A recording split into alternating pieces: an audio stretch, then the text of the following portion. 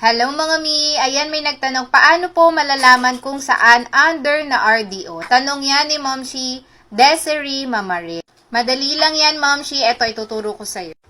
Ayan, mag-open ka lang ng Google, then itype mo yung BIR RDO. So, ayan yung lalabas. Pindutin mo lang itong unang link, yung Regional District Offices.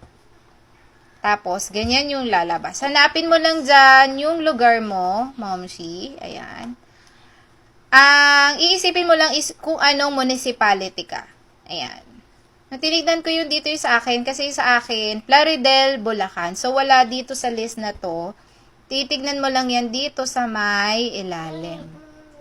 Ayan. So, hinanap ko lang dyan. Tinignan ko talaga siya isa-isa. Tapos, saan na ba?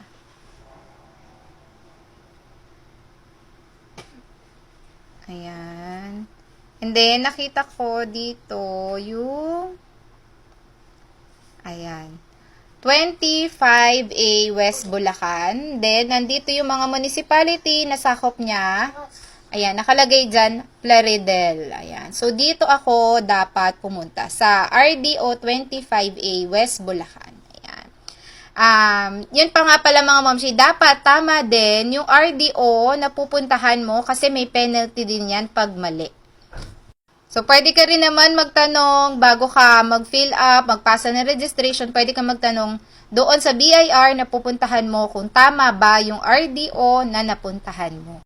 So, yun lang momshi, sana nakatulong sa'yo.